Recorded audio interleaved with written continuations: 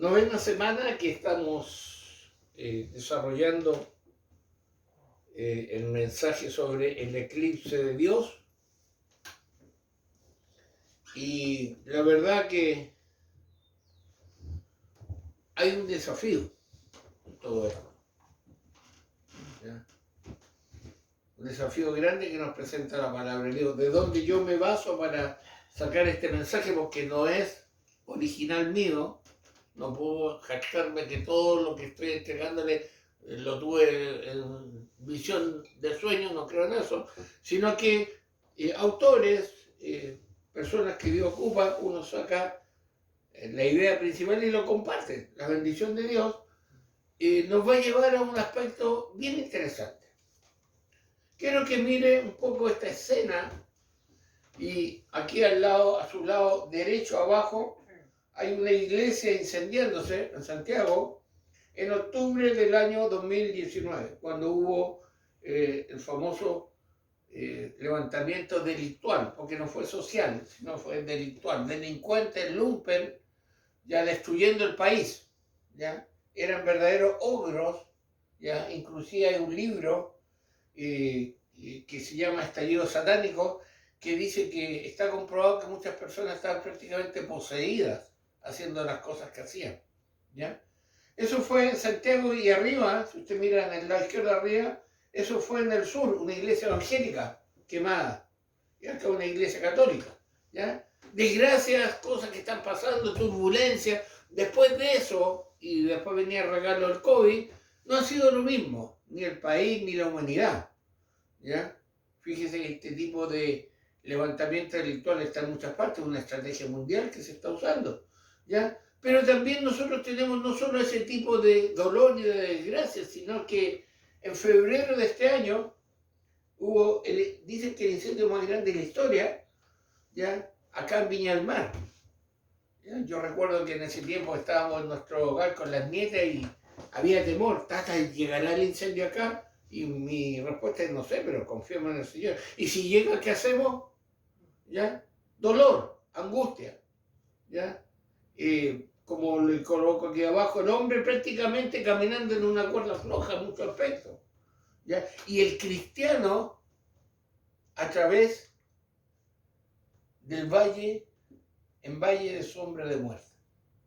Lo vamos a ver un poco más adelante qué significa eso. Hay un panorama que si somos objetivos no es muy bueno, ¿ya? Por más que lo disfracen, por más que le coloquen pintura bonita y todo, yo leía que andan buscando en qué se gastaron 78.000 millones de pesos en el Ceremi de Educación o el Ministerio de Educación. No están declarados, bueno, son 78.000 millones para lo que han robado y seguirán robando. Pero hay una convulsión, hay dolor, hay angustia. Y en medio de todo esto hoy día vamos a ver la palabra de Dios en medio del dolor y la tragedia. ¿Qué hacemos? ¿Cómo entregamos la palabra? ¿Nos quedamos callados? ¿Atacamos? ¿Nos defendemos? ¿Nos encerramos en nuestro mundo denominacional con nuestras actividades para allá, para acá y no existe nadie más que la iglesia allá, el hermano allá y no existe nadie más en el mundo? ¿No hay más gente que los evangélicos? ¿Qué estamos haciendo? Bueno, cuando hablamos de la palabra de Dios, en medio del dolor y la tragedia tenemos que ver varias cosas. Primero, predicar en tiempos de gran dificultad, confusión y sufrimiento es muy difícil, hermano. Es difícil. No es fácil, no fue fácil predicar y hablar de Cristo en medio del levantamiento delictual.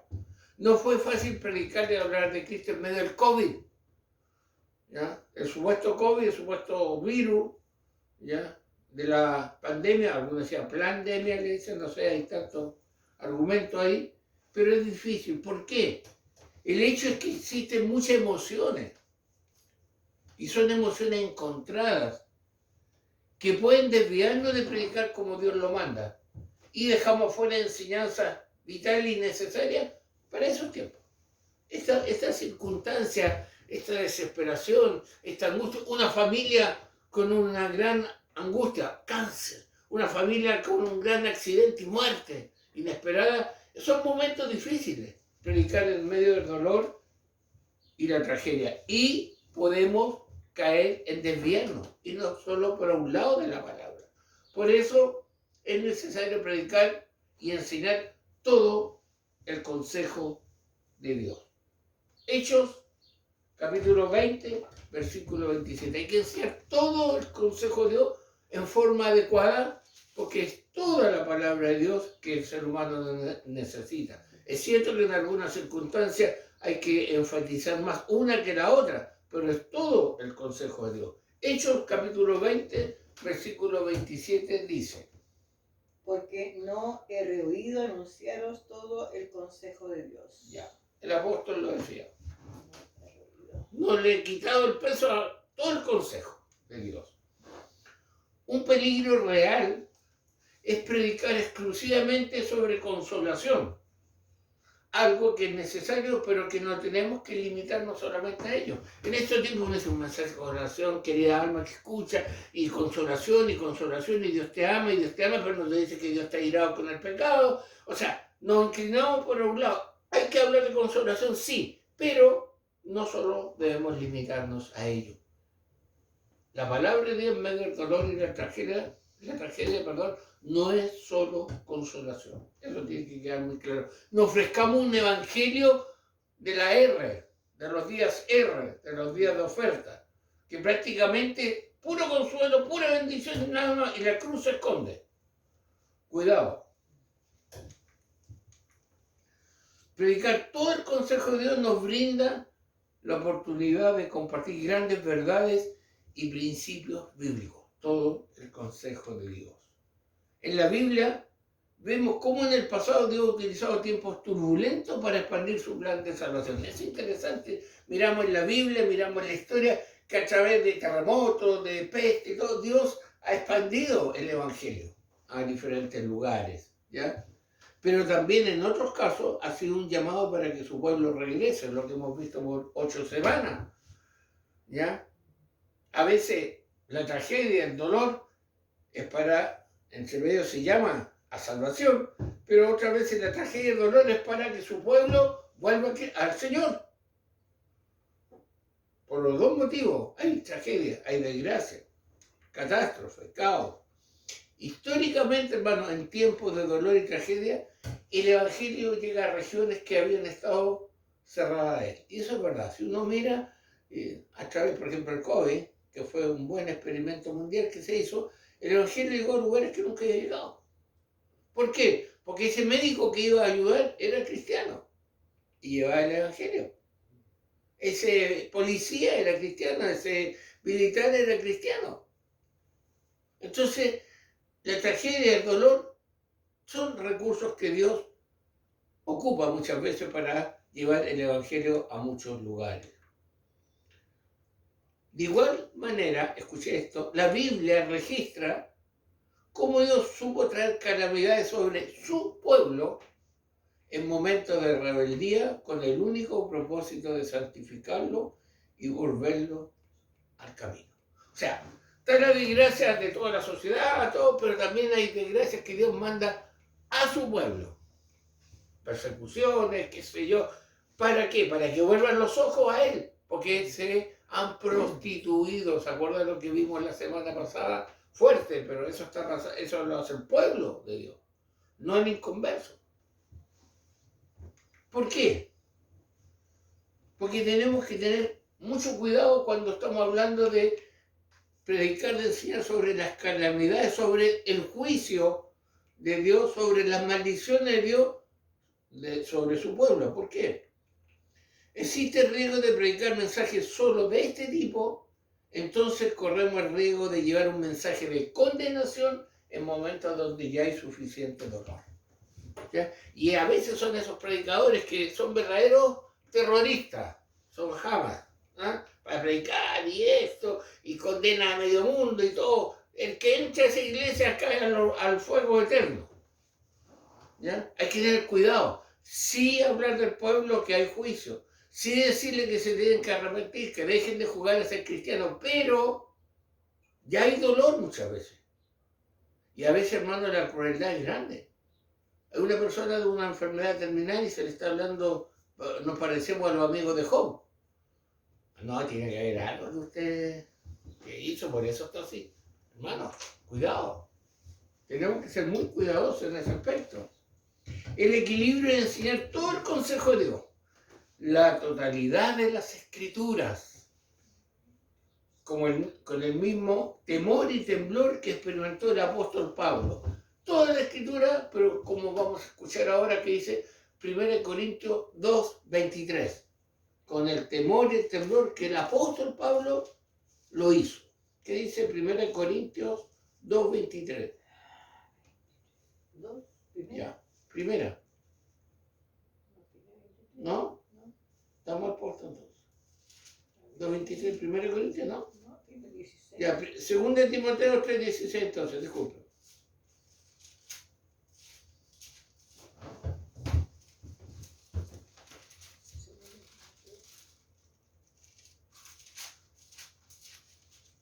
Segunda de Timoteo 3. 2 Timoteo 3:16. ¿Toda la escritura? Sí. Toda la escritura es inspirada por Dios y útil para enseñar, para redarguir, para corregir y para instruir en justicia. Toda la escritura es inspirada por Dios. De Génesis hasta Apocalipsis.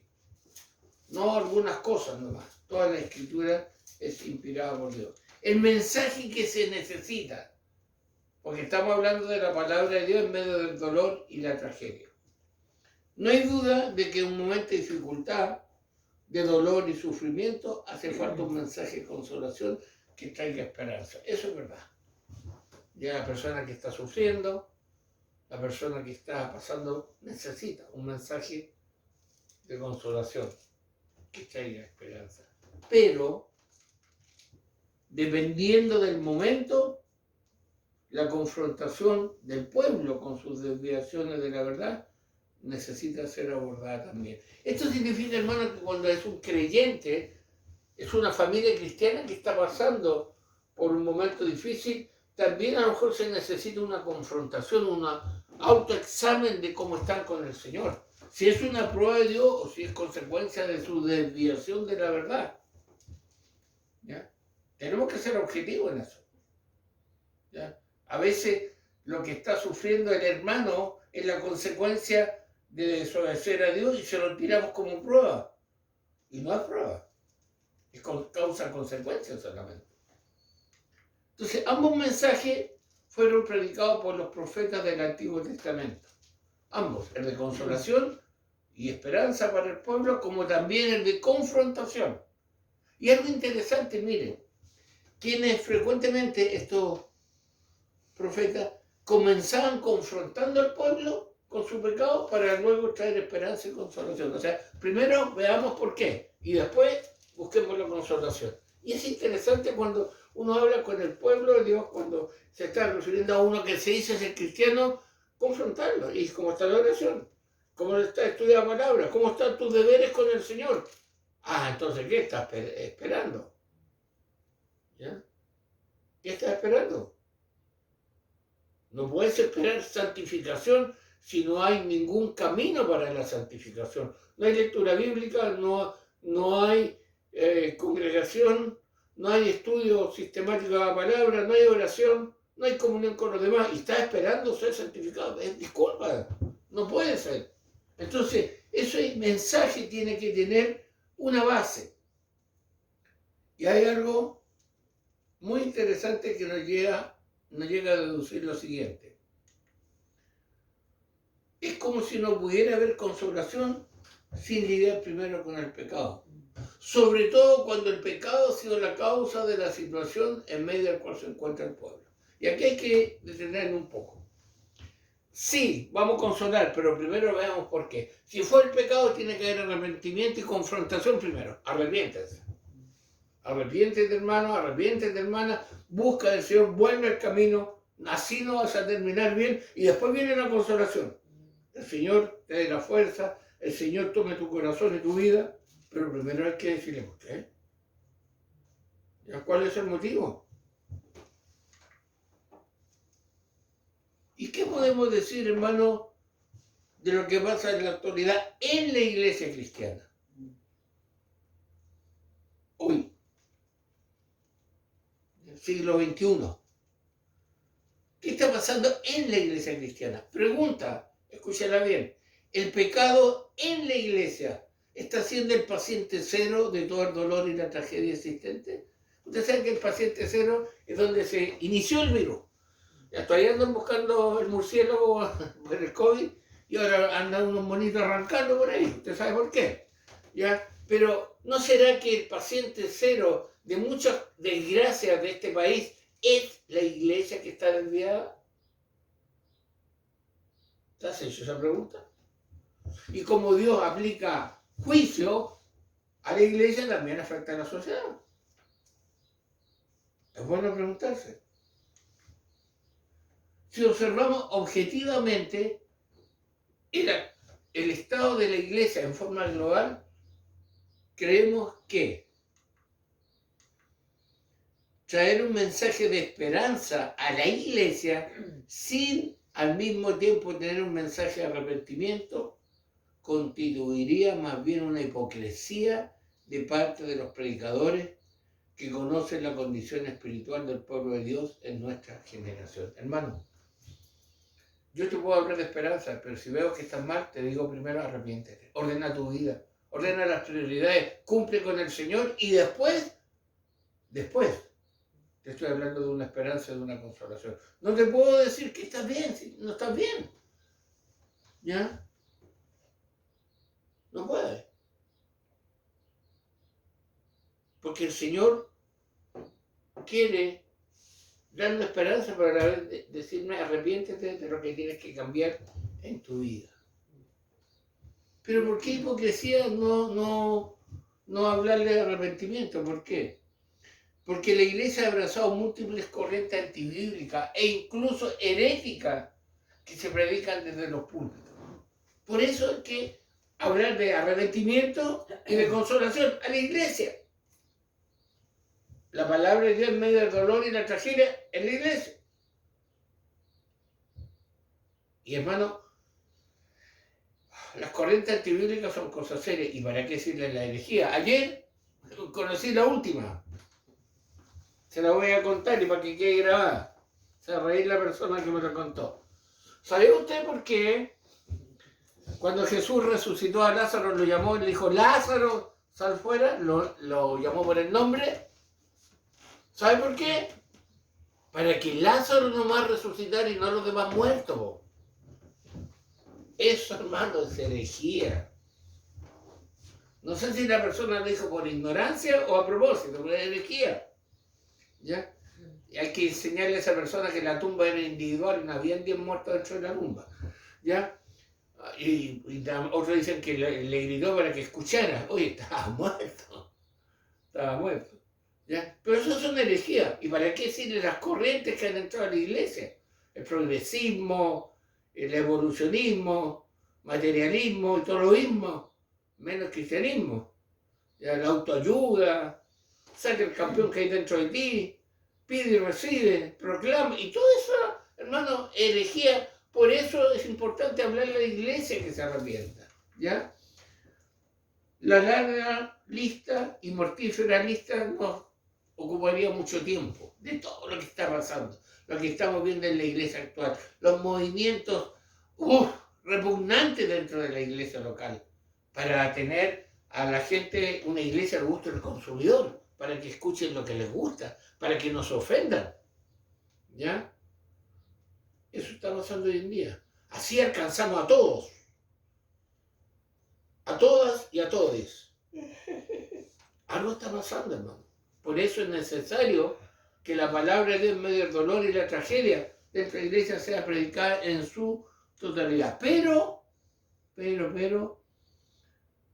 todo lo que está pasando, Dios no ha pasado por alto el daño producido por esa enseñanza.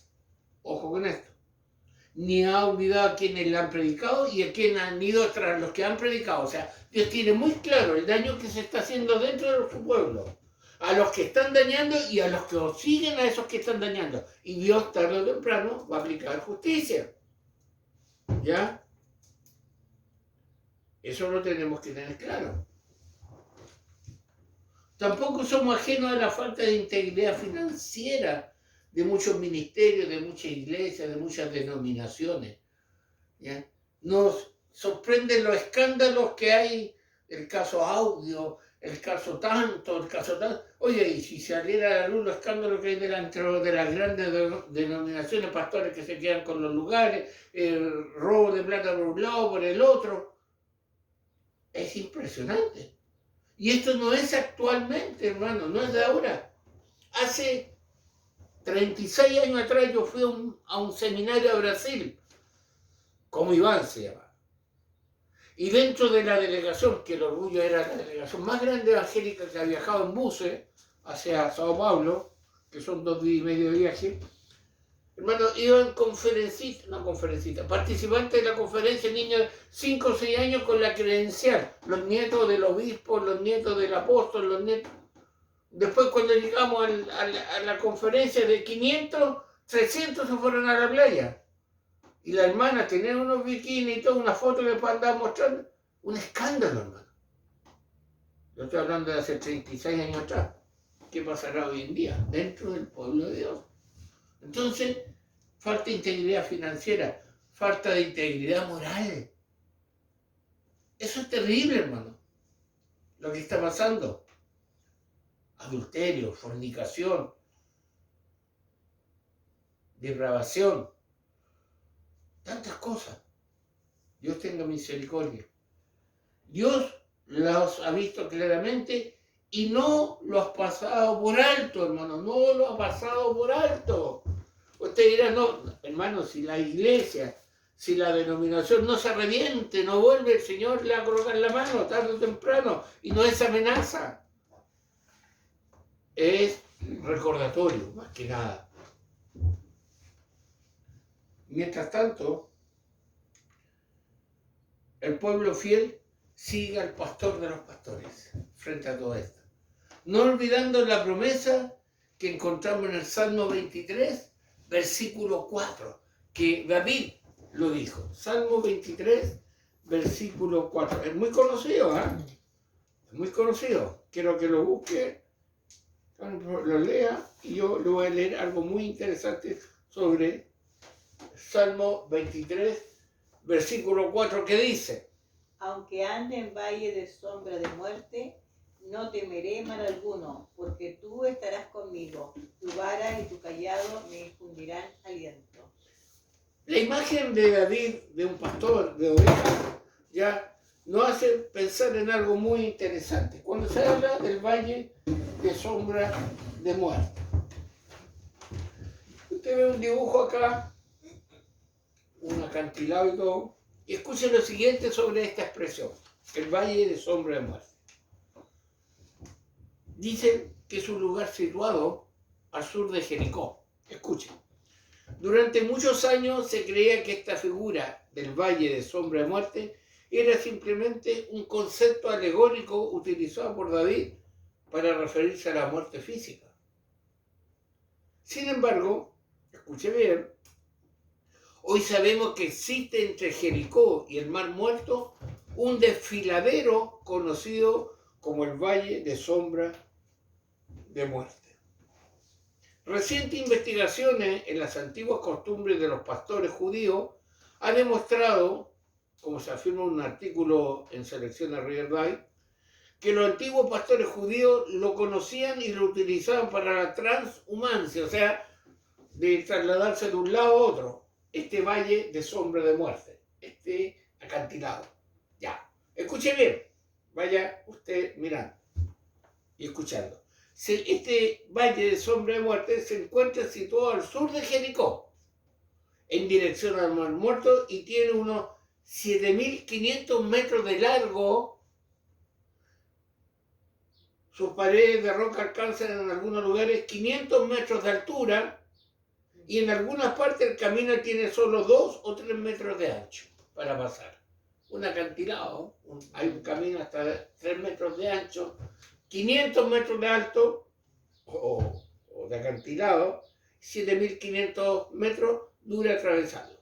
Escuchen, las condiciones climáticas del país y la situación de los pastores en Palestina hacen necesaria la transhumancia, o sea, trasladarse de un lado a otro. Y esto obligaba en tiempo de David a la mayor parte del rebaño a tener que atravesar este valle por lo menos una vez al año. Una vez al año tenían que atravesarlo, no se podían quedar por el clima, por la situación de los pastos y todo, con sus ovejitas. ¿Estás captando la idea? Ya. Durante el día es imposible cruzarlo debido al calor irresistible. De modo que hay que hacerlo o bien al despuntar el alba o al anochecer. Y esto aumenta sustancialmente el peligro. Aunque no había ninguna ley establecida, parece ser que, debido a la falta de luz, existía el acuerdo verbal entre los pastores de que los rebaños debían atravesarlo en una dirección en la hora mañana y en otra dirección al atardecer, para no chocarse. Mire bien, cuando iban atravesando este valle, en algunos lados 3 metros con rebaño de ovejas, el pastor usaba con gran habilidad su cayado, su bastón, como herramienta persuasiva para forzar a la oveja a caminar, a saltar la hendidura y a evitar que se acercaran al precipicio. A pesar de ello, era fácil que una oveja resbalara y quedara colgada en una hendidura a 2 o 3 metros del camino. Cuando sucedía esto, el pastor con su cayado rodeaba el cuello de las ovejas grandes o el cuerpo de las pequeñas y tiraba de ellas, levantándolas y ayudándolas a regresar al camino. ¿Escuchó? Qué hermoso, ¿eh? Y así estamos pasando nosotros. Podríamos concluir o decir que al mínimo debían pasar por este valle una vez al año. Y yo podría decir que mínimo una vez al año el creyente tiene que pasar por un valle en sombra de muerte por un problema difícil, ¿ya? Pero ahí hay un pastor de los pastores, ahí hay algo que estamos viendo que es la palabra de Dios en medio del dolor y la tragedia. No hemos sido sacados de eso, pero estamos atravesando. Pero hay un pastor que lo está guiando, que lo está confrontando, que lo está animando. Ahora, el pastor humano fallamos. No somos perfectos. Pero el pastor de los pastores y la palabra de Dios es la que nos ayuda a seguir adelante. Hermanos, desde la caída, la humanidad vive en medio del dolor y la tragedia. Por lo tanto, estas son consecuencias de dar la espalda a Dios y de desoír su voz. Así de simple. Así de simple. Por más que salvemos el planeta, ya qué sé yo, no destruyamos, por más eso, el hombre, por dar su espalda a Dios y desoír su voz, está como está. No debemos olvidar las palabras de Dios a Satanás, cuando le dijo, habrá enemistad entre ti y la mujer y entre tu descendencia y la de ella. Y es lo que estamos viendo hoy día. Esa enemistad aún no termina hasta que Cristo retorne. Ahora, ya fue vencido en la cruz. Pero la enemistad continúa entre esas dos simientes. Esta enemistad incluye, entre otras cosas, el dolor y la tragedia. El caos que vemos en nuestro país y en el mundo entero. Ahí está la respuesta. Y es en medio de todo esto que la palabra de Dios es proclamada hasta el fin del mundo. Tenemos que predicar.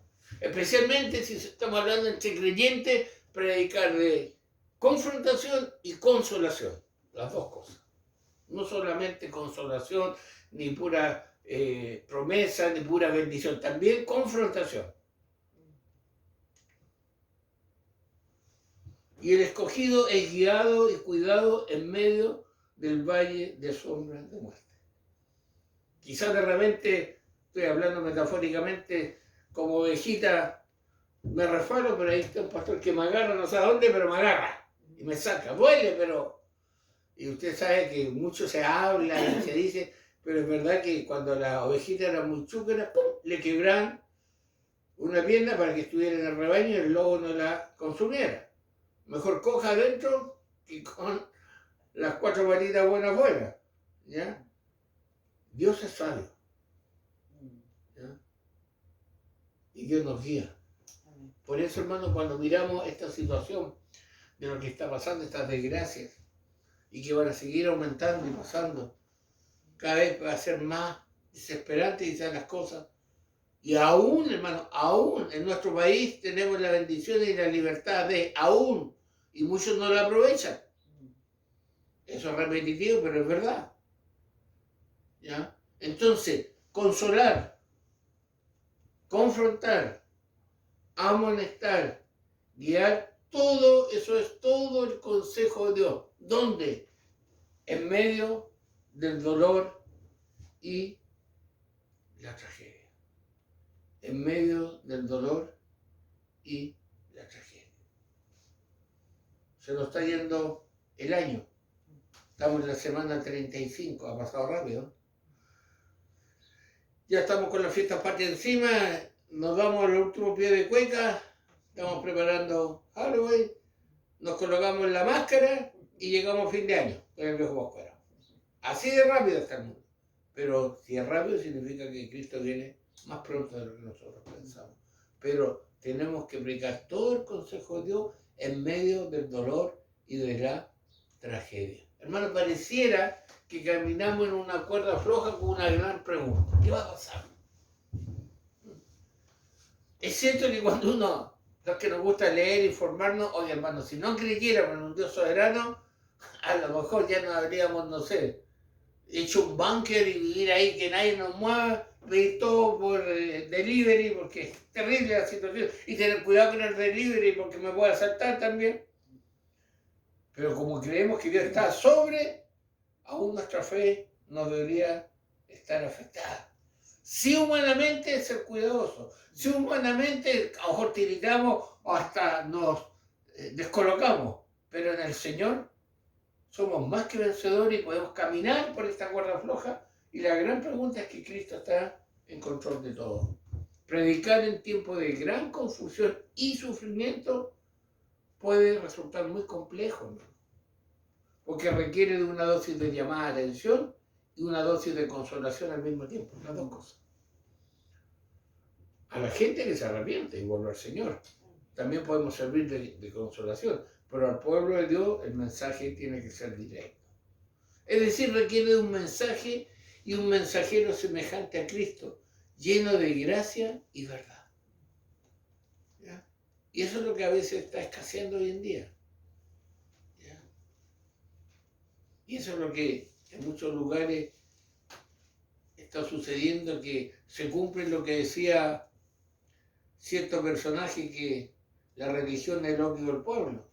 Y es verdad, algunos hermanos están súper volados con su denominación, su actividad y todo, y se olvida que viven en un mundo con dolor, con angustia, y que dentro de su misma iglesia se necesita este doble mensaje. ¿Qué dice Juan 1:14? Y aquel verbo fue hecho carne y habitó entre nosotros, y vimos su gloria, gloria como del unigénito del Padre, lleno de gracia y de verdad. Este mensaje, hermano, que está dentro de todo este mundo que estamos viviendo y dentro de la iglesia misma, implica un mensajero presencial, real, que es parte de, y que en muchas ocasiones es causante de, ¿ya? Es parte de, es causante de, disculpa, algo hizo con el, ¿ah? Y eso es algo que nos tiene que hacer meditar, lo cual implica que parte de este eclipse de Dios que estamos viendo y que está presente en las iglesias cristianas conlleva un aspecto que comúnmente es ignorado o minimizado. ¿Ya?